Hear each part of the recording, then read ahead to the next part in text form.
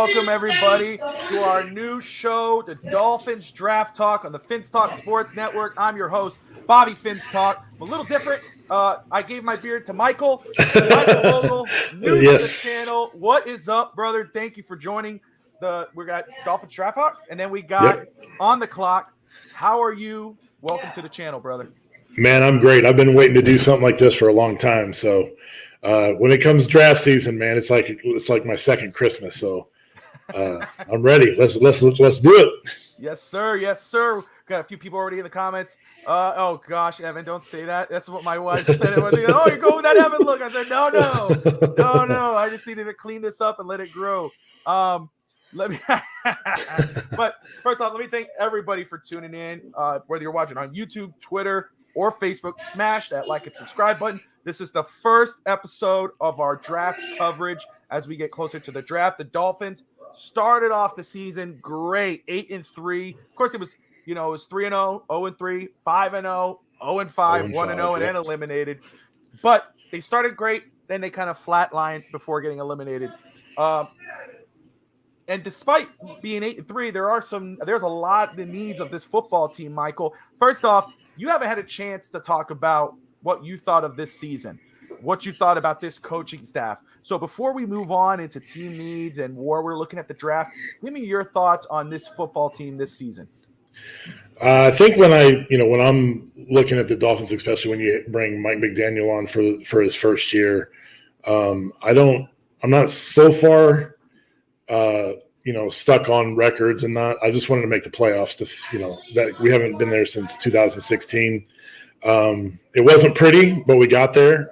We haven't, in my recent memory, we haven't won that last game of the year like we're supposed to. It was ugly, but we got there. And then to go to Buffalo with a third string quarterback, it felt like we had a ton of practice players playing in the game, and to actually compete in Buffalo, I felt was, I'm not all about the more victory. Look through the moral victories, but still, I mean, you were extremely competitive. But then during that game, you also can see where a lot of those needs fall, for Miami and what we need to look for moving forward. Absolutely. And that's what we're going to do, man. So just to tell the viewers what we're doing here, of course, we got all great content, Dolphins content, sports content, everything. This show is about the draft. Michael, myself, Dave Steger, who'll be on, Lagassi. We got a lot of people on this channel who love the draft and want to talk about it. What's up, Santos? Ben, good to see you. Dave's in the house. Evan's in the house. Dave will be on the channel in the second half hour. And then, of course, we got Steve Malloy and Rob of DolphinsThirsty.com. So let's first talk about Evan's still poked.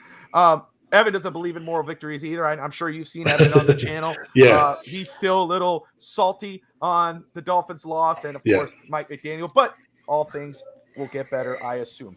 But let's talk, obviously big news. Josh Boyer got laid off. I know there's been a lot of talk. I'll talk about that more tomorrow.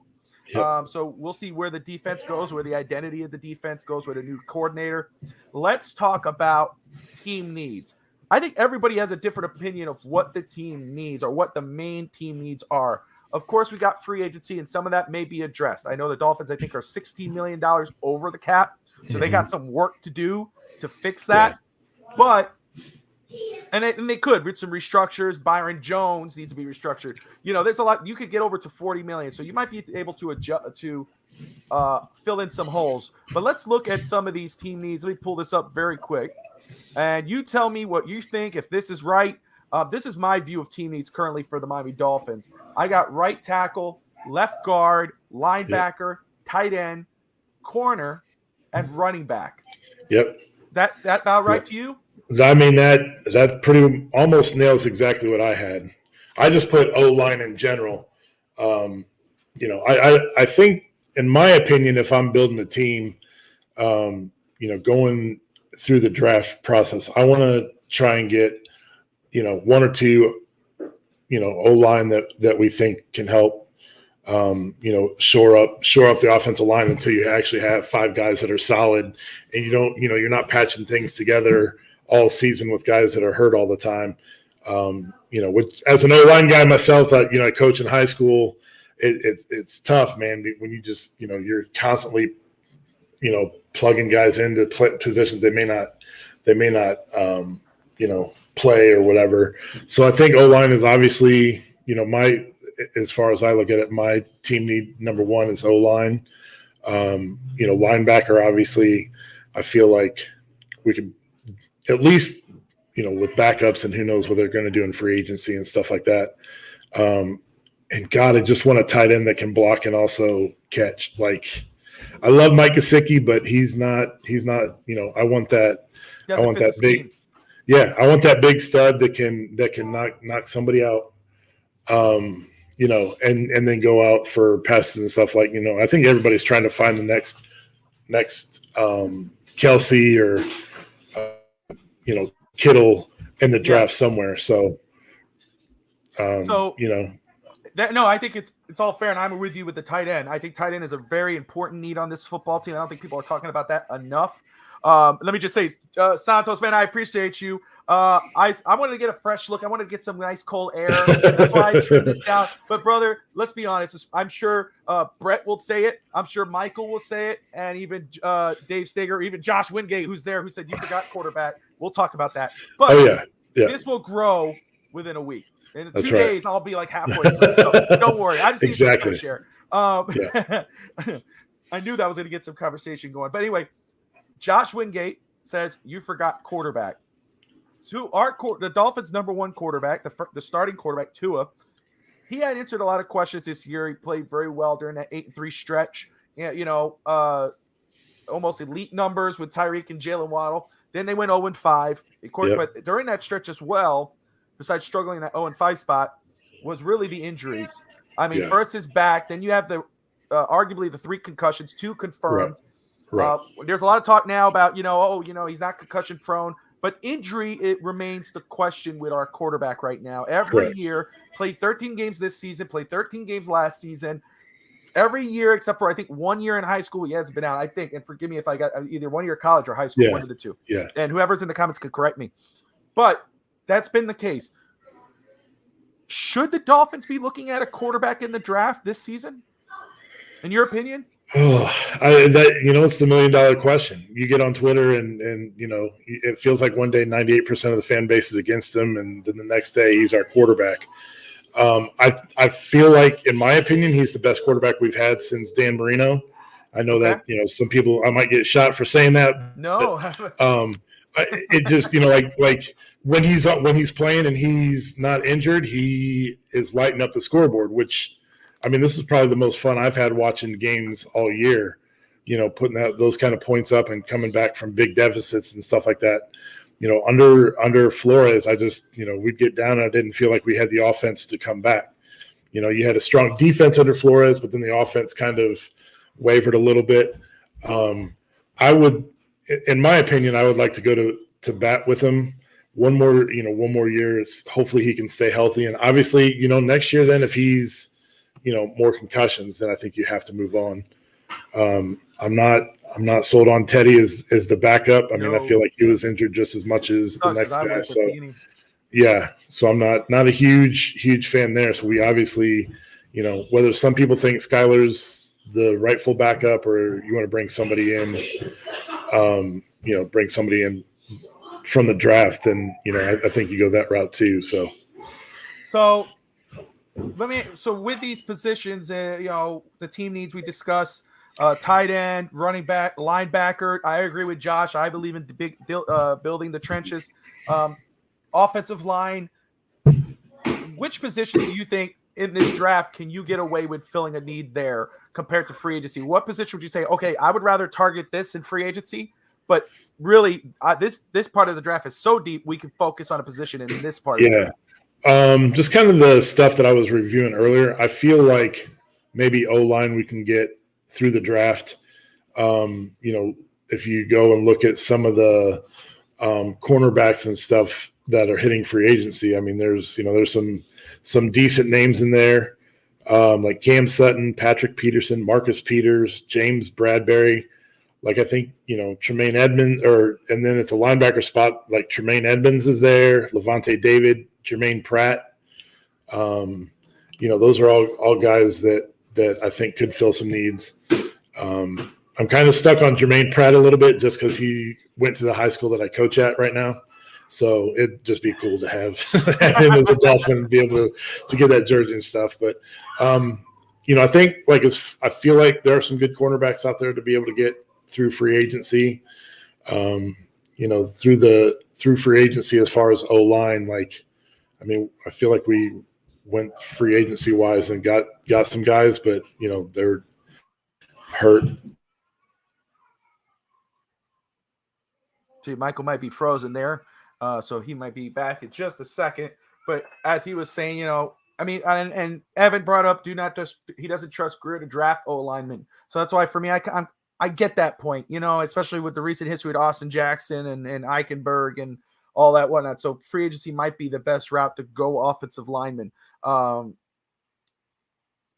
With the draft, for me, I think, obviously linebacker, would that be better going free agency and then focusing on these other positions? Like we're going to talk about, we'll go on through the draft, all the different needs for the Dolphins. But today we're going to talk about tight ends and we're going to talk about corners. And as we're talking about those, let me get here. I think Mike said he'll be right back. Let me push this here. Let me take a look at this very quick. I went blank. Log off and come back in. This is his first time doing this, but that's all right. But I do agree with you. I do. You can't draft linebackers either. That's why for me, I would rather maybe look at free agency for offensive linemen and the and linebackers as well. With the draft, I think this class is deep at tight end. It is deep at defensive back. I think Michael's right when it comes. You could get a veteran defensive back in free agency, but it's still Bijan Robinson. I'm totally up for drafting a running back, and this class is very, very deep with running backs as well. Let me pull Michael back in here. My bad. Everything just froze up on me. No worries at all. When that happens, dude, it happens to all of us here before. Just jump off and hop right back in, man. All right, gotcha. Keep it moving. All right. So what I was saying was, with these team needs that we have, we're going to review all of them with Dolphin stuff. Today we're talking about corners and tight ends. And you just stated how important the tight end position is, especially for Miami. Gesicki, ultra talented receiving option, but wasn't used a lot because I don't think he fits the scheme. So I think he posted something on Instagram, I believe, which was a good buy, or let's wait and see what happens, but more than likely it's a good buy. So we're going to look at possible replacements via the draft. We're going to talk about that. The Dolphin draft pick, I've heard a lot of people say Miami doesn't have a lot of draft picks. We don't have any draft picks. That's not true. They got a second rounder. They got 2 third rounders. They got a 6th and a 7th. How confident are you of Miami finding quality players with limited picks? I feel like that's part of the draft process anyway. There is no sure thing. How many? That's right. Look at the Wilson at quarterback.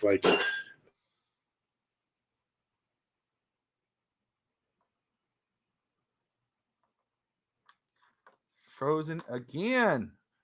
Oh man, that's all right. He'll pop in. But he's right. Nothing is guaranteed in the draft. You could have a first round pick, a second, and have all the picks, or 3 first round picks like the Dolphins did, and maybe hit only on one. Maybe is that one a hit? He had, what is it? That year was Tua, Austin Jackson, and Benogany. So nothing's a sure thing. I think a lot of times the 2nd, 3rd, 4th round picks are probably the best picks to have a plethora of, because those are where you can just, you're not challenged to pick anybody. You're not, pressured to take anybody, any of the top names. You go after best player available on your board. So I think I love the idea that Miami has a 2nd round pick. They got 2 third round picks, and guess what? They could still get more picks. They could still Byron Jones, who more than likely probably is going to be gone unless they restructure. Though Mike's the new Mr. Free. Hey, it's all good, man. Make sure. All right, let's see. But and Dave Steger will be joining us soon to talk about, is this real tough fits up? Guy, give him a break. It happens. It's all good. But anyway, I'm very confident that Miami can find some quality players with these picks. Am I confident that our general manager could do it? He's had some success in the 2nd and 3rd round. He's, with Javon Holland, What are you talking? Shame on you, Bobby. What did I do? What did I do, Evan? Oh, Rob Hunt. Come on, man. There he is again. It's all good. Dude, I don't know what's going on over here. It's like we're going through a big magnetic. I know. All of a sudden, every time, dude. It's all good. No, it's all right. Just you do you, man. Keep doing you. If you pop out, just jump right back in. We'll get you in. But I was just saying, I agree with you. I think nothing is for sure with draft picks. Like when Miami had those 3 first-round picks, they got Tua, they got a Benogany, they got Jackson, and now we're still wondering. I think everybody could agree with Jackson and Benogany that those were misses. Yeah. With Tua's health, that's still a question. We know what he can do when he's healthy. It's the health that's the question. So you're right. You know, it doesn't matter where you get the draft. Nothing's guaranteed. So, but I was saying, I believe that the 2nd, 3rd round pick, 4th round, mid-round picks are the best picks to have plenty of. Because you're not pressured to get the top talent. You're not pressured to get this guy. You know, like when it tanked for Tua in that moment, it's you go after the best player on your board, and and to fit your scheme. Yeah. So do you have any response to that? Yeah, I mean, I feel like Miami has a tendency to hit a little bit more in those later rounds.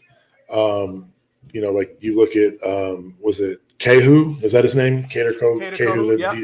That was a later, one of those later round picks. So I think, not everything has to be 1st and 2nd round as much as, I think people would like those to get some of those more solidified studs.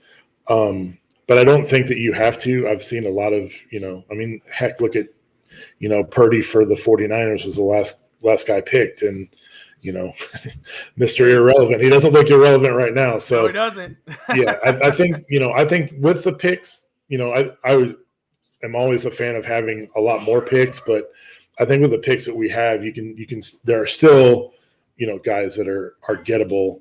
And I just think that you find so many like undrafted free agents that end up helping teams that a lot of people don't give a whole lot of meaning to. It just, man, it's all about the heart, the heart and the drive.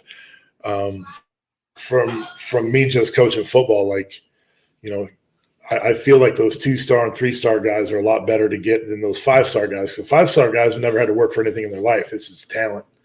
But the smaller guys and the guys that have had to fight their whole life are the ones, that I take on my team any day just because they know how to scrap and fight their way to the top to compete. And that's a great point, Steve. The draft is not an exact science. Exactly. And Michael, man, that's such great points that you're bringing up too, especially with and not that they don't work. We know those 5 stars. Right. They got, but it's so true that we know what their talent is. The Trevor Lawrences of the world, the Andrew Lucks of the world. It's those other guys like a Brock Purdy where it's a little harder to figure those guys out. They have to work hard to excel at their craft, and we're going to talk about that throughout this process. Let's talk about these position reviews. I already kind of discussed Miami with a limited amount of draft picks. I still think with those limited amount of draft picks, we could do some damage in regards to how to help this football team. But there is ways to get more picks. Obviously, you could trade down from the 51st overall pick. Might not get a lot for it. Might get a pick or 2 from it. But you could trade Byron Jones. There's other position players you can move. Cedric Wilson, who just signed with us last year, he might be moved. There's different ways to do it. So, but let's look at our position reviews. Today, we're talking about, we're going to go over all those, but throughout the draft process or draft coverage. But today, we're talking about tight ends and defensive backs. I think everybody can assume Mike Gesicki is gone. I'm with Kenna. I agree. I hate that we didn't get anything for Mike. I think we should have moved him at the deadline. I hate losing talent. I don't want to lose him, but he doesn't fit the scheme, and it's obvious. And that's why I thought the best thing to do was to move him, especially when we didn't extend that contract. But woulda, shoulda, coulda. We didn't. He's more than likely gone. So let's figure this out. Mike, I'm going to let you get the start, brother. I'm going to go ahead and get your list on the board one by one. So we're going to start with your first tight end. This is your top 5 tight ends in this draft class. Okay. So when we start out talking about tight ends, if I'm building my tight end group, I want somebody, like I said, that can block well and then be effective in the pass game. Obviously, with me being a Notre Dame fan, I felt like Michael Mayer was the best tight end in the country, 6'4", 265, 67 receptions, 809 yards, 9 TDs, 12.1 average. The dude is just a beast, but obviously he's not going to be around anytime on day one.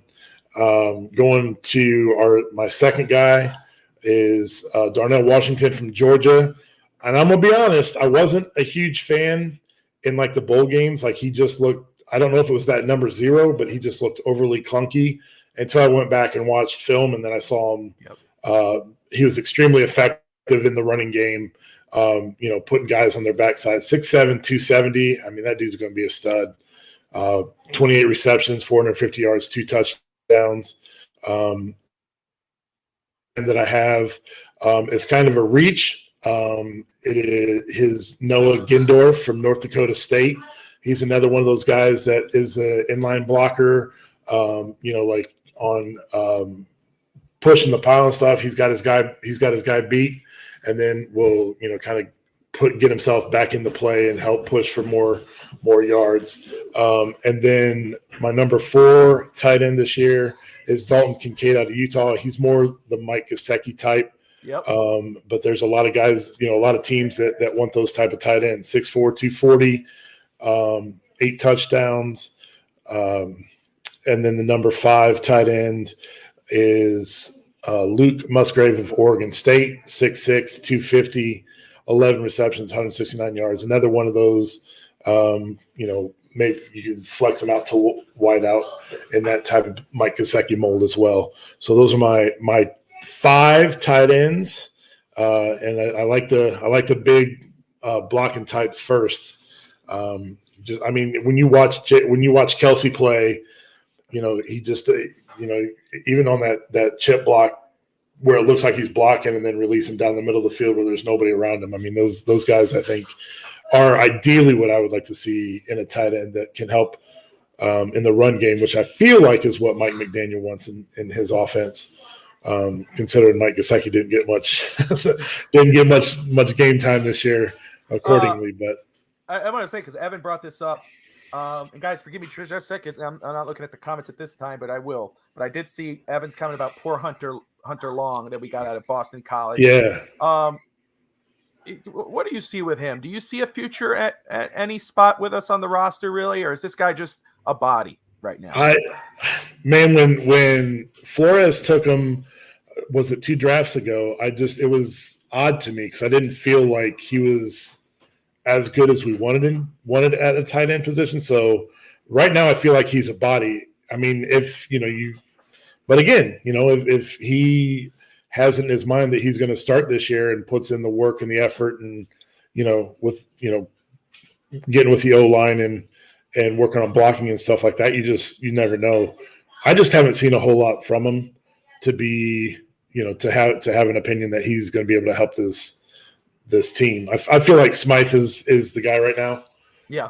That I feel the most comfortable with. Okay, perfect. And so let me go over my list here. First, I saw Kenna, and Kenna, I agree with you, brother. That Georgia tight end, Darnell Washington, 6'7", 270 pounds. Like Michael has stated, 28 receptions, 454 yards, 2 touchdowns, average 16.2 yards per catch. Look, I know those numbers don't jump out. Let me say, first thing that catches your eye with this guy is his size. It's like having another offensive tackle on the field. Physical specimen. The dude is. Yeah, it's amazing. And like you said, physical player who can not only be a scary receiving threat when given the opportunity, but a dominant blocker who makes defenders look foolish. Why were his numbers not flashy? That's very easy. Look at the Georgia offense and count how many weapons they had, plus the elite tight end they have there, Brock Bowers. Mm-hmm. I believe in the end, when you look at the tape and you watch his film, what you see, it's like another tackle on the field. What he does, he just sticks out like a sore thumb.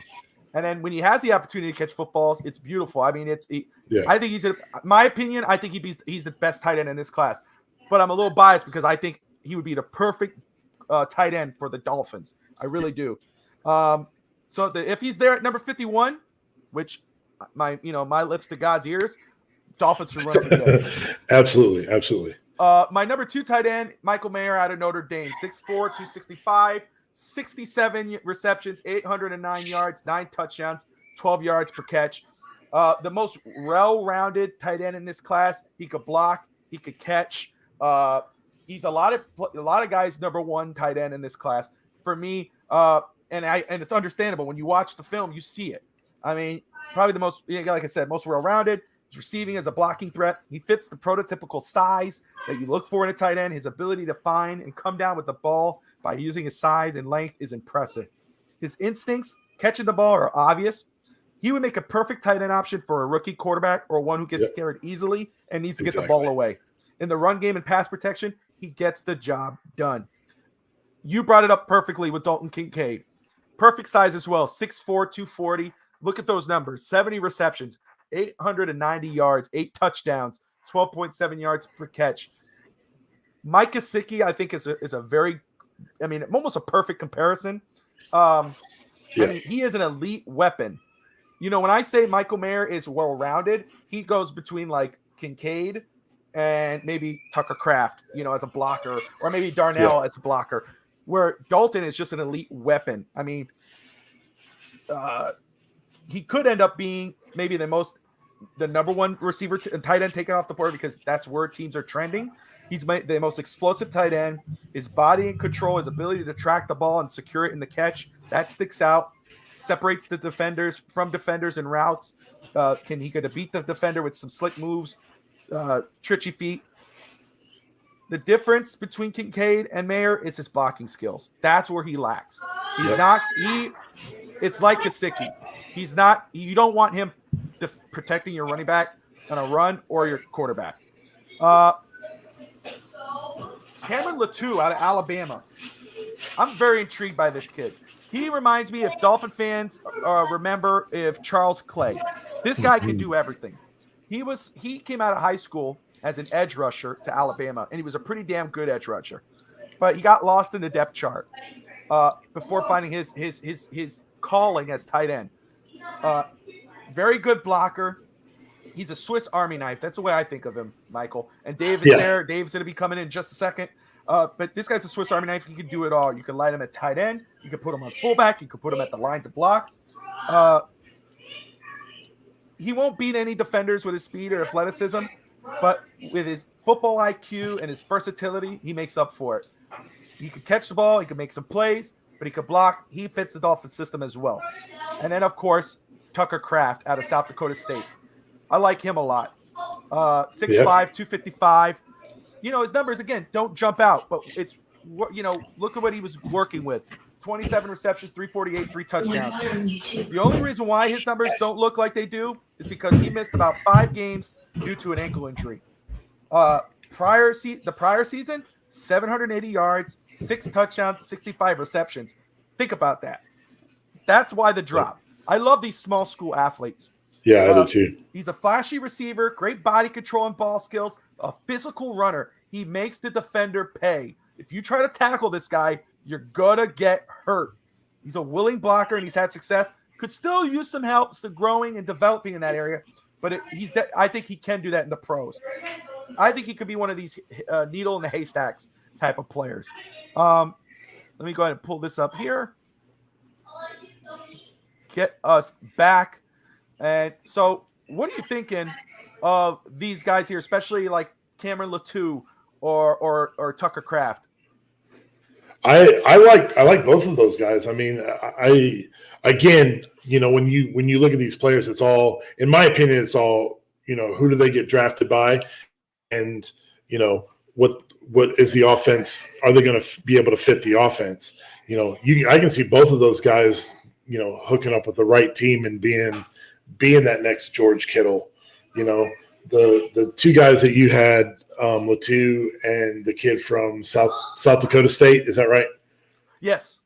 I can see both of those guys being like the next Kittle. Like, I don't feel like they're as big as Kelsey, but I mean, who's to say what happens, 3 years down the road. But yeah, I mean, Dave Steger of Huddle Up. What's up, Dave? How are you, man? What's going on, Welcome Mike? aboard. I'm good, man. I'm good. So all great points. And Dave, we're still talking a little bit Dolphins. We want to talk about corners very quick, but tight ends. You heard what we were saying. Any tight ends stick out to you? Yeah, there's a guy I like. I mean, I know you guys discussed all the top guys, but there's a guy I like out of Cincinnati, Josh Wiley. And I feel like he kind of goes under the radar a little bit because his stats aren't up there. But when you watch his tape, I mean, he's just a receiving threat. And in Cincinnati, they really teach you how to run block there too. So I feel like he could be one of those 3rd to 5th round guys you could pick up and really put in your offense and not kind of be a receiving threat right away, but I mean, be able to run block right away, especially in a Mike McDaniel's offense. It'd be an added plus because it's something Gesicki wasn't really good at. Perfect. That's a good name. So guys, note that. Let's talk about corners. Michael and Dave, I'll start with here. And Dave, again, we're talking corners because that might be a need for Miami. Xavier Howard was hurt most of this year, showed some promise in the playoff game. Byron Jones missing in action. But what's great about the Dolphins is what they were able to do with that secondary with those young guns. They were actually able to show some promise with Kohu and those other guys. So let's look at the top 5 corners. Michael, if you don't mind, I'll go ahead and start, and then we'll follow with you, sir. All right. Good. So let's start. These are my top 5 corners right now. Christian Gonzalez, I'm a huge fan of. I like this kid. 6'2", 201 pounds, 51 tackles, 4 interceptions, 7 pass deflects, and 0 forced fumbles. Excellent size and length, a cover corner who has the ability to lock down the opposing team's number 1 receiver, great awareness and instincts with the ability to read the quarterback's eyes to deflect or come down with the ball, and a very good open field tackler. He has improved year after year, and with added strength, he could be a force in any team's secondary this coming season. My secondary corner, who could be a lot of people's number 1s, which is understandable, is Kylie Ringo out of Georgia. Perfect size. I love the size. I like big corners. 6'2", 210 pounds, 42 total tackles, 1 forced fumble, 2 interceptions, 7 pass deflections. An explosive athlete with great size, a press man corner who can disrupt routes and balls thrown his way. Great speed, should be able to keep up with most of the fast receivers in football, not afraid to make open field tackles, and is a willing defender against the run. Cam Smith out of South Carolina, 6 foot, 188 pounds, 27 total tackles, 0 forced fumbles, 1 interception, 5 pass deflections. A highly competitive physical corner with good speed who excels in man coverage. He hardly panics and when defending a ball thrown his way, and has shown the ball skills to locate the ball and knock it down. He's a very aggressive player, and that could be attractive, but also hurt him as a tackler. A lot of, receivers could, he gets over aggressive and misses a tackle. Coaching could help that, though, at the next level. Joey Porter Jr.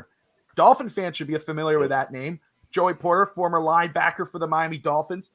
Penn State, this young man, his son, 6'2", 198 pounds. 27 total tackles, 0 forced fumbles, 0 interceptions, 8 pass deflections. Let me just state up. I know that doesn't sound nice. 0 interceptions, whatever. That might turn you away. That's because quarterbacks are staying away from him. Let's be real here. Okay? This is an impact player. Like his dad, his physicality will translate well in the pros. Plays to his size, great length and reach, disrupts passes and routes, and is an effective tackler. He does as well defending the run as he does the pass. Still has things to work on, but has the ability to be a lockdown defender at the next level. Clark Phillips III, Utah. Now, I say I like big corners, but this guy is an exception. 5'10", 183 pounds, 24 total tackles, 6 interceptions, 6 pass deflections. Explosive athlete, shows no quit. Quick, able to stay with the opposing receiver on routes, great ball skills, able to track and locate the ball, follow that quarterback's eyes, and either take it, bringing that ball in as an interception, 6 interceptions, or knock it down, 6 pass deflections. He may not be the biggest or fit the ideal size you're looking for in a corner, but makes up for it with his effort. These are my top 5 corners. Michael, start with you, and then Dave. Any talk about this list? Yeah, I had a couple of those guys on my list as well. When I think cornerback, one of the first things that I want to see when I watch film, when they put all these guys highlight tapes together and it's just running deep and knocking the ball away or intercepting. I want to see a guy that can that can haul down in the trenches and make big time plays. So when I turned on the tape of my guys, the three guys that I felt like did the best at playing cornerback and then coming supporting the run and taking on tackles in wide open field. Kylie Ringo from Georgia, Devin Witherspoon from Illinois, and Antonio Johnson from Texas A&M. I felt were guys that would come down and play the run hard. They were making they had a bunch of good hits behind the line of scrimmage. They were able to blitz off the edge and blitz off the edge, being able to make quarterback sack and guys down from the backside. And then my number 4 and 5 cornerback was Joey Porter Jr. and Christian Gonzalez. Those two I feel like were the best well-rounded cornerbacks. Again, like this cornerback class is deep, and I think you're going to be able to get a stud or two. With the right picks, you can get a couple of these guys. So those we had identical ones there for a couple, but a couple of them, I really like. Yeah, I really like seeing right because like if I'm building my team, I want to look at guys one way, and you're going to look at it some way else, and Dave's may look at it a different way too. So, it really is a deep class. I'm impressed with this cornerback class right now. Love it. Dave, and what's your thoughts on this cornerback class? Do you have a top 5, do you think, or any players we're missing? No, I mean, you guys pretty much named a lot of the players I like already. But Antonio Johnson, I think, is going to switch to being a permanent safety in the NFL. He's just got the skill set. I love him as a corner, but he's got such range and physicality. I feel like him as a safety would be explosive, even another notch in his play. But Cam Smith and Kylie Ringo are some of my favorites. Those two guys absolutely jump off the tape. People tried saying, "Oh, is Kylie Ringo? Is he able to?" Love him. Well, people keep saying, "Oh, yeah, we kind of had a bad game against Ohio State." What does he do? He goes back and faces possibly the best wide receiver in the class, Quentin Johnston, and clamps the hell out of him. So it's just a hell of a performance by him in the biggest stage against a very talented wide receiver. So, I mean, there's a guy that's I consider like a Brandon Browner 2.0, Julius Brents out of Kansas State. Ooh, okay. Love him. 6'4", 205, projected around the 3rd round. A lot of talk has been going on. He could be a very good steal in the mid rounds to be a starter right away. He's 6'4", 205. Like it's like a Brandon Browner clone. Oh, that's perfect. And it looks like he popped out, but he'll be back in. But it's right. He said something he didn't like. Yeah, you pissed him off, Dave. You son of a. Just kidding. Listen, but go big or go home. That's right, brother. Hey, switching it up now. We're talking Dolphins. As we go on next week, we'll have 2 other positions on the draft list to talk about with regards to team needs. But now we are on the clock. We're going around the NFL and talk a little bit about the draft. Let's get Michael back in here. That's okay, Michael. No stress, my brother. So we have now switched up to On the Clock. It's 2 shows in one. So we'll continue talking draft, but let's go around. Let's talk more about what happens this season. Let's go first. And again, like I was explaining to the viewers, as the offseason goes on, we'll talk more about different team needs for the Dolphins. And guys, keep putting your comments in there. I'm going to read some of those about what you think Miami may do, what you rather them do. Again, we talked about tight end, Darnell Washington, my number 1, Michael Mayer, Michaels. And then Dave, of course, just popped in. Dave, who's your number 1 tight end? Sorry to ask. That would be Michael Mayer. To me, he's built like a Mark Andrews type, a Heath Miller. He's just got solid hands, and he's got even though he's mentioned, but a lot of people seem to be like, oh, he's got size to box out. His route running is actually pretty good for a guy his size. So it really is. It screams Heath Miller to me, and Heath Miller was a stud for over a decade for Pittsburgh. Yep. I did introduce Michael. Yeah. What are you talking about, man? What are you talking about, man? Marky Mark in the house, G-Man the Dolphin, Steve Malloy, buenos noches. I love it. All right. Now let's talk NFL here. And guys, continue to put your Dolphin comments. We're just going around the league. So let's talk first. Who has the number 1 pick? The Chicago Bears. The Bears have their number one pick. Ooh. Man, this is yeah. Well, let's just clarify for everybody who's never met Dave Steger before. He is a Packers fan, so this is gonna right there. There it is. So, but the Bears have the number one pick.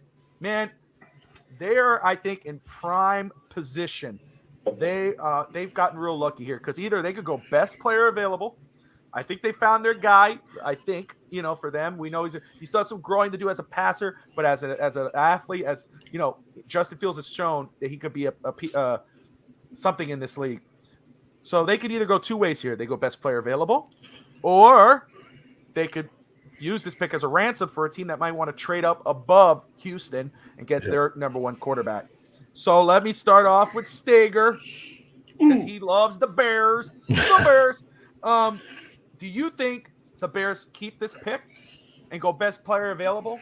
Or do you think they take advantage of this and trade it, ransom this pick out?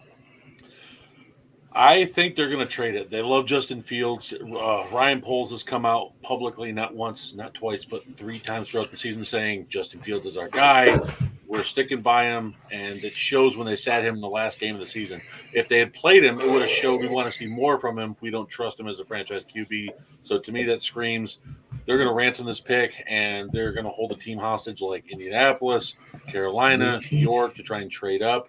Indianapolis, I've heard Chris Ballard is on the hot seat, so because he's decided to waste years with Phillip Rivers, Carson Wentz, Matt Ryan, all these overaged QBs that just don't seem to get it done. So I think they're not only going to trade for some picks, but I think with them needing wide receivers and needing vets now, I can see them saying, hey, we'll count Pittman as a first.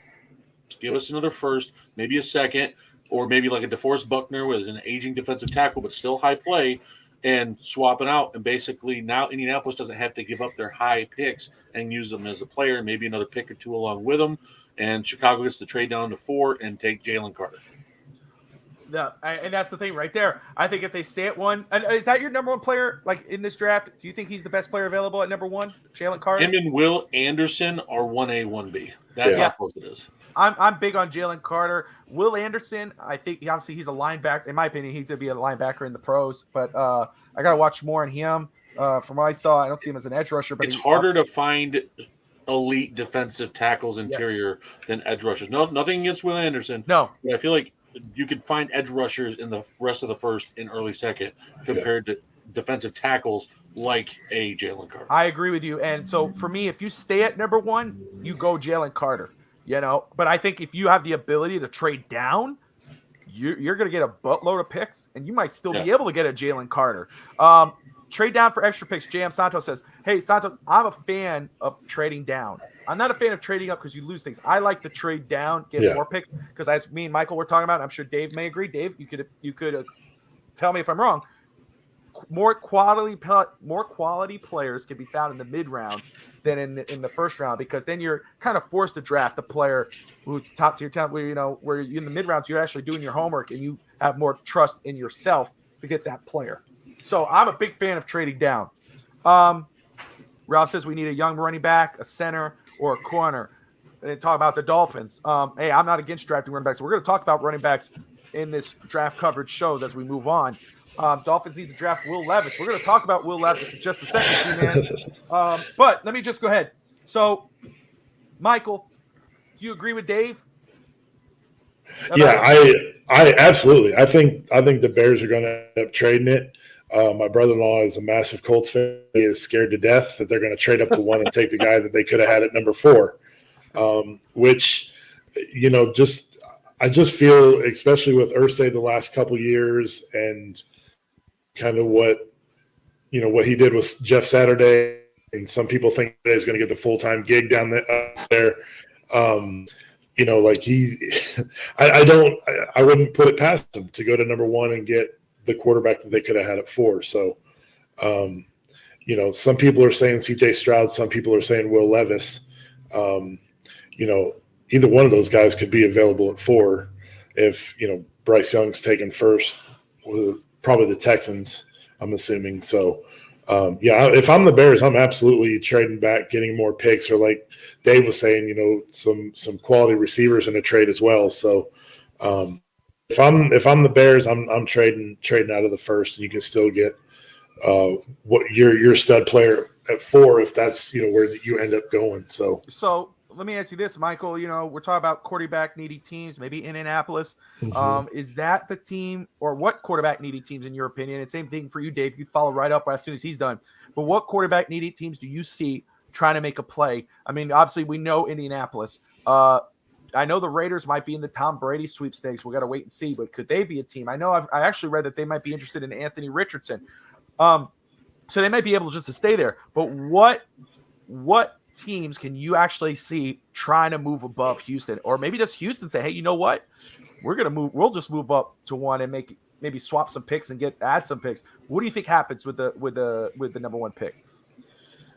I feel like it's going to be either Houston or Indianapolis that's going to trade up there. And that's just me kind of thinking, in the first draft special, just kind of without hearing a lot, I just feel like one of those teams, if they move. If not, you're always going to end up having a surprise team, like when the Chiefs moved up to 10 to get Patrick Mahomes. Like, there's always that team that's willing to, go big or go home and sell the farm to get up to 1. I don't have the roster in front of me of who's picking when yet, but does a team like Seattle, who takes a pick from Denver, do they keep Geno and go up and get one of those guys, and groom him for a little bit? It's a good question. That's why they get paid the big money to bring those guys in. So, and of course, as we get closer, we're going to discuss rumors in regards to the draft teams. Can a team trade up? We're going to do all of that. But what we're getting through these questions now. But we will round about once we learn more. Dave's pretty much in tune. I kind of follow up with the rumors and stuff. So that stuff will continue as we get closer to the draft. Dave, follow up to what he's saying. I mean, what we know, we're talking the Colts. He said Houston and the Colts. Are you in agreement with him, or what do you think? How should that play out? My team that I would watch out for, it just got announced today that basically the whole locker room hates him. It's the Jets. Zach Wilson is out as running back. So now you get a team in Joe Douglas. We know he's aggressive when he wants to be. We've seen him make moves plenty. And, I mean, he helped build that young defensive team that looks really good. He's got a lot of young pieces on offense, like Breece Hall, and you got Garrett Wilson. I mean, all these Elijah Moore. There's just weapons galore all over that team for offense, defense. But if they go up and trade and they go get a Bryce Young, that's almost like a perfect fit because if you think about it, it's what he was in Bama. Even though he threw a lot, they still ran the ball constantly. When you got Breece Hall and all those running backs, and if they keep that LaFleur, Shanahan, McVay type offense in that system, I think a QB like Stroud or Young is set up for success right away as a starting QB. That's all great. I think I agree. I know you don't want to hear it because you're Dolphins fans. No, but it's a great point. I mean, the Jets, I mean, we talked about it when Fitz talked today last offseason in regards, the Jets free agency wise did not have a good offseason, but the draft came along and they were blowing it out. Here comes Evan. He knew where I was going. But, Joe Douglas did one hell of a job, and it showed with Bryce Hall and Sauce Gardner and what they were able to do. So if he goes and says, hey, look, we're quote unquote quarterback away, and let's be aggressive and let's go get our quarterback because Zach Wilson is not the guy, he'll do it. So sucks for Miami, but it could happen. I got one more team for you. Yeah, I got a team for you. The Carolina Panthers. With David Tepper there, and him not willing to spend money. I could see them packaging if they fall in love with that guy that they think will go 1 or 2. I could see the Panthers getting up there. That's a great one, and I think you brought it up with Seattle's one as well. Do they stick with Geno Smith? I mean, obviously he was very successful. Does Pete Carroll trust that? I think he does, but that's a team to look at, especially when they have multiple first-round picks. I mean, they could definitely make a play and just make an offer you cannot refuse, like the Godfather, Michael Corleone, Don Corleone. Yeah. They could do something like that. So, I think you guys are right there. Tennessee, can we see Tennessee trying to make a move up? Or you think they're? What do you think? What Tennessee might do? They're in the Tom Brady sweepstakes, what I've been seeing and hearing. I think Tom Brady's a good one. I know it's going to be hard to come off that Tannehill contract. I don't know where that goes, but I've heard about the Tom Brady as well. It makes sense with Vrabel there, the Raiders, and of course a team down south. But I'm not going there right now. Evan, how do you feel about Washington? You think Washington? There's a chance. Sam Howell's already been Sam Howell's already been named the starting QB for 2023. So there's no way I see them moving off him. Yeah, forgot about Sam Howell. I trust Ron Rivera with his work. Yeah. He thinks all right. No, I'm going to say right now, 3 winning seasons above 500 and 12 seasons of coaching. That's only a quarter production of your entire time. Mm-hmm. Bye. Whatever. You should have been fired. What other coach is going to go to Washington, though? Yeah, well, Joe Gibbs, third run. Let's go. No, there you go. Get him off the retirement. Yeah, there you go. Tampa Bay. Evan says that's a good one. Tampa Bay may get desperate. They might try to jump. That's a good one. I don't know about number 1, but maybe to those other. They might try to jump Indianapolis. 19. Indianapolis. They want to see what they have in Kyle Trask. They've been holding on to him. That's true. I feel like they're going to give him a shot. But that's the thing. Like I think if Indianapolis doesn't trade up to number 1. They're going to be a little concerned with number 3 because the team's going to try to leapfrog Indianapolis at that point, because then now you've got the top 3 quarterbacks. And we're going to go over that. So which quarterback, if we've already said, if the Bears stay at number 1, we predict they're more likely going best player available, probably Jalen Carter, maybe Will Anderson. But if a team leapfrogs them, which quarterback more than likely goes number 1? And then we're going to talk about our top 5 quarterbacks. So, Michael, I'll start with you. Let's start with Dave because I apologize, Dave. You must reverse it. Let's rewind. Okay. Dave, what quarterback goes number 1 in your opinion here? I mean, it also matters a team because if it's true. If it's Jim Irsay with the Colts, it's going to be like Will Levis. Yeah. And teams are going to be like, what? And Houston's going to be like, okay, we'll take Stroud or Young. No,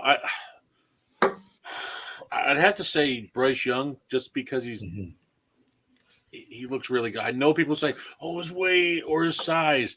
Folks, everyone did that to Devontae Smith, and he's been fine. Yep. Everyone did that to Marvin Harrison when he came from Syracuse, and he was fine. But this is quarterback. This ain't wide receiver. Wide receiver. I think what you're saying, I agree with you. But that would probably be the pushback because you said 2 wide receiver.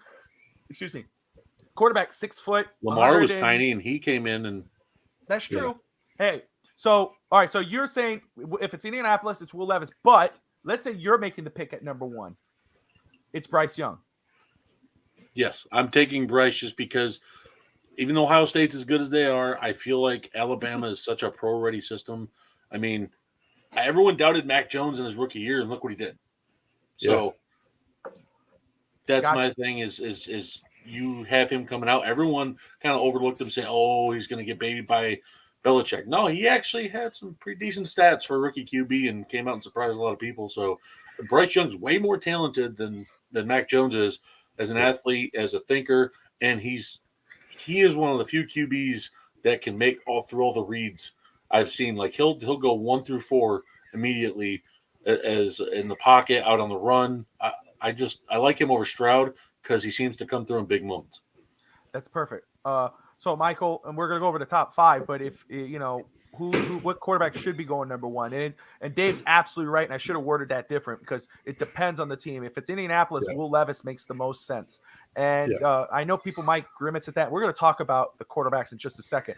But in your opinion, let me just kind of word it like this: if you're making the pick at number 1, and let's say let's say you're running into Dolphins, for instance, and you have the number 1 pick, and you got to pick a quarterback. Who's that guy? I like CJ Stroud, and it may just be because I've watched more Ohio State games than I have Alabama. I think it's going to be Bryce Young. I mean, he's extremely talented, and it's again, in my opinion, it's one and 1A. Yeah. I just, being a Miami Dolphins fan and seeing what's going on with Tua, I just like CJ Stroud's build a little bit better, to take the hits a little bit better, but I don't think you can go wrong with either one of those guys. So let's talk about top 5 quarterbacks. Michael, we talked a little bit throughout the week. I think you and I, we both have consensus. When you sent me your list, I was like, well, there's no point in doing a whole thing like we did with the tight ends because it's all the same. So, and then Dave, so this is our consensus top 5 picks right now, or top 5 quarterbacks. Okay. And then Dave, you can let me know, maybe, are we missing someone? Should we remove someone? Right now, our consensus is Bryce Young, CJ Stroud, Will Levis, Anthony Richardson, and Hendon Hooker out of Tennessee. These are our top 5. Both of us, of course, we had them in different spots and rankings. Let me pull this up here. So, Dave, I'll let you start first, my man. What are your thoughts on this quarterback top 5 list? Is there somebody we're missing here? You know what? I mean, as much as Hendon Hooker was good this year, I mean, I'll keep him in there. I'm just not big on Anthony Richardson. Like, everyone seems to be all on this train and going through. I'm just not big on him. Like, I get this, and I'm not being mean to it. This is an insult, but I almost get this Josh Rosen vibes from not meaning the same talent, but like the hype late in the year, and then Josh Rosen started getting hype, and then look what happened. I mean, I just don't feel the same about Anthony Richardson. I would replace him with Tanner McKee out of Stanford. I feel like he is going to be a good game managing QB, and he's going to operate the offense. I feel like he's being overlooked in a lot of this top 5. So that's awesome. I love differing opinions and views, because if we don't see it, it's good for another point of view. And we're going to talk about that. Let me go ahead and pull this back up, and let me go ahead and get my notes. Pull this together. Okay, so Bryce Young and then Michael, you could go ahead and follow up, brother. But Bryce Young, like we talked about his size, 6 foot, 194 pounds. That's probably one of the only knocks on him is his size. Otherwise, he checks almost all the boxes of what you look for in a franchise quarterback. Natural leader, strong, accurate arm, elite ability to create and extend plays when facing pressure. He does offer dual threat potential because he has some good speed, but he'd rather beat you with his arm. It's easy to see why many project him to be the number 1 quarterback off the board. Last season, he had 3,328 yards, about 32 touchdowns, 5 interceptions, and he had an 86.2 QBR. Will Levis, you might look at his numbers, and 2,406 yards, 19 touchdowns, 10 picks, 60.9 QBR. They don't jump out to you. They kind of turn you off if you're just looking at the numbers. But you got to turn on the tape, you also have got to look at his size. His size, 6'3", 232 pounds, is the type of quarterback the NFL is trending towards. That's why a team in Indianapolis is mainly attached to him, or other teams where you go, man, how can this guy go number 1? It's his size. It's fitting the mold of a Josh Allen. Big arm. He can make almost all the throws. He's a natural athlete. He has about a 4.6 speed, can extend plays when facing pressure. I mean, it's tough. He's tough to take down by tacklers because he's that big frame. He's still a raw prospect. He needs a project. Still needs work, especially how he processes a play and his decision-making. But it's his potential that will get him off the board or early, in my opinion, in round 1. CJ Stroud, you guys talked about it. 6'3", 218 yards. Numbers are impressive. 3,688 yards, 41 touchdowns, 6 picks, and 88.9 QBR. He's a perfect size for an NFL quarterback. He's gotten better every year and is definitely in the discussion to be either the number 1 or number 2 overall pick. Excellent arm strength, great velocity on his throws, accurate, good mobility on the run. He can extend plays. He's able to manipulate defenses with his eyes and his legs. Some may argue he benefited from great talent around him at Georgia, and he may struggle with lesser talent in the NFL, but I think it goes the other way. I think he helped elevate those guys. We just talked about Anthony Richardson, and I understand where Dave's coming from. Kind of late in the year, he rose up boards and all that.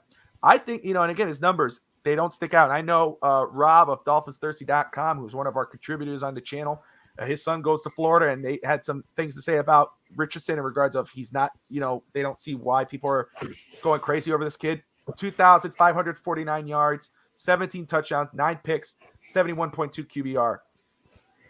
The reason why he's rising up boards, in my opinion, and why he might be picked early, it's like Levis.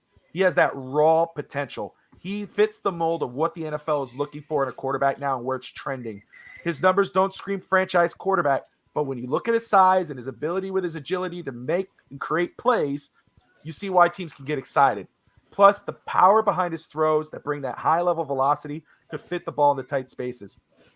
He's a project, but so is Josh Allen, and we see where he is at his career. Just comparing Josh Allen numbers, Allen in his final year at Wyoming had 1,812 yards, 16 touchdowns, 6 interceptions. Almost identical, minus Richardson has more yards. And we see how's that turning out. And then my last quarterback is Hooker, 6'4". I really love this kid. He's one of my favorites. He was in this whole year. 218 pounds, 3,135 yards, 27 touchdowns, only 2 interceptions, 89.5 QBR. He's one of my personal favorites. He passes the eye test of what a quarterback should look like at 6'4", 218. Great arm strength. Could throw a beautiful spiral that goes right in the breadbasket of his receivers. He has the ability to move around the pocket and extend the play, making defenders miss when they try to tackle him. I love his awareness. He has decent accuracy and something he needs, and it's something that he needs to work on, but he definitely can get the job done. Michael, man, you and I see eye to eye in regards of these quarterbacks, but anything you want to add? Yeah, as far as my quarterbacks, I really like Hendon Hooker. Again, I coached against him in high school, so I've kind of followed his career. He didn't do anything with Virginia Tech, and then ends up in Tennessee with Coach Hyatt. And is it Hyatt or Hewitt? One of them. I can't remember which one it is. But Hewitt. Hyatt. Yeah. Hewitt? Yeah. I can't remember. Sorry, Evan. Hyatt. Ohio State, not Georgia. Yeah. And I thought the last 2 years at Tennessee, he did phenomenal. I do think that he's going to end up falling because of that injury. Yeah. To maybe late second round, late day 2 or day 3.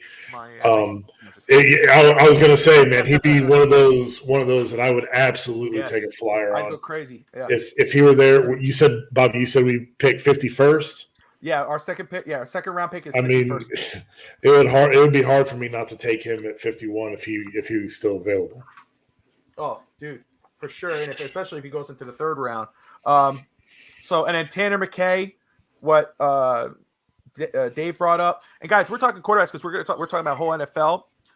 Why didn't we trade him? Thundershirt talking about Mike Gesicki. I don't know. I think we should have. I hate losing talented players for nothing. We could have got an extra pick or 2 for a player like that, but Miami decided to keep him. Maybe they extend him. I don't know. I don't see it, but we'll see. Sargent says there's no replacing Gesicki. This is the end. I don't think it's the end. We need to find a tight end who fits McDaniel's scheme. You wanted someone who can fit his scheme? Go look at George Kittle. You're not going to find a George Kittle. There's only one, but somebody who could block. I got a recommendation that's playing in a similar system. Go ahead, sir. Hayden Hurst. He plays in the same system as Zach Taylor. Zach Taylor's from the McVay Shanahan tree, and Hayden Hurst has kind of been an underrated weapon for Joe Burrow this year. That's a great good blocking tight end, gets open on the scene. That is Evan loves McDaniel. But let me just say, guys, we're on the hour. I thank everybody for tuning in. First off, you're watching On the Clock and Dolphins Draft Talk on the Fitz Talk Sports Network. Got Michael Vogel, his first time on the channel. He's a absolutely throughout the draft process. Dave Steger from Huddle Up and Wait. Again, we're going to come at you every week, Fridays until the season ends, and maybe we'll move it to Sunday. We'll see. But we're going to bring you draft content. We're going to talk about the draft. We're going to talk about rumors, reports. We're going to get into mock drafts. We're going to do all this stuff. And as we go on, we're going to talk about team needs. I saw a thing about running backs. We're going to Jahmyr Gibbs from Alabama. We're going to talk about all that stuff throughout this process with Dolphins team needs.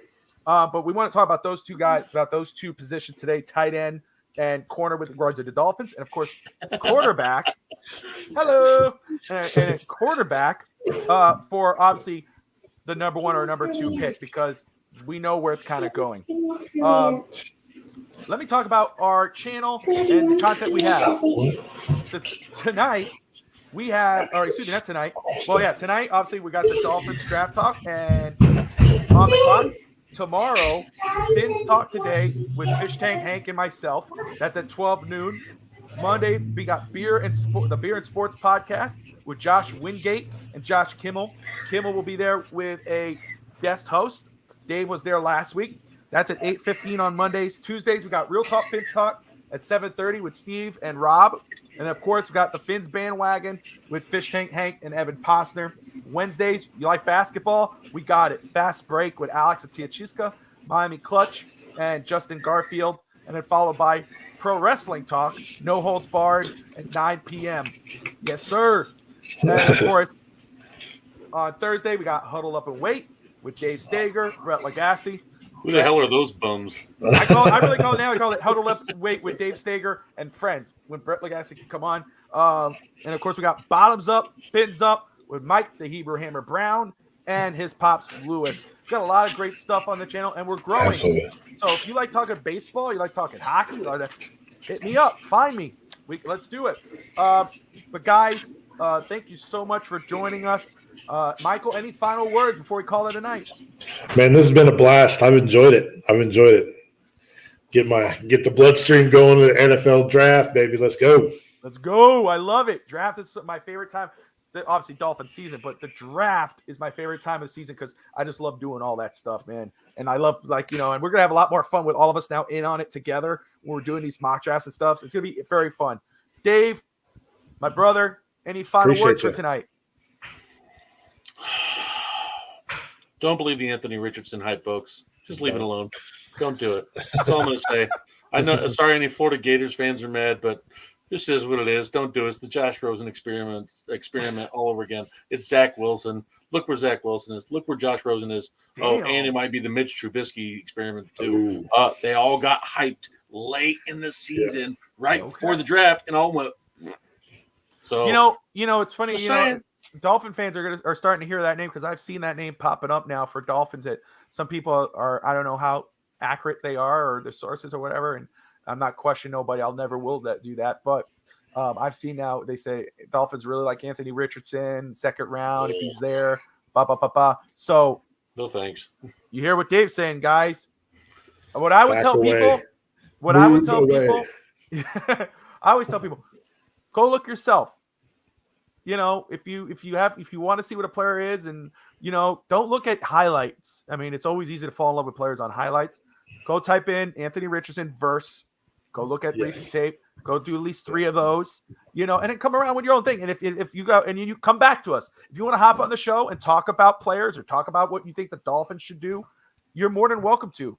We'll put the link in the comments. And maybe if you disagree with Dave, you can say, "Hey, Dave, man, no, man, Richardson, I've seen some of that." It's all good. We welcome it. We enjoy it. I love it. Yes. So do me a favor, smash that like and subscribe button. Share this show. Come back next week for more Dolphins draft talk and draft in general. We appreciate you. Like, subscribe. Fins up. See you guys next time. Bye, guys.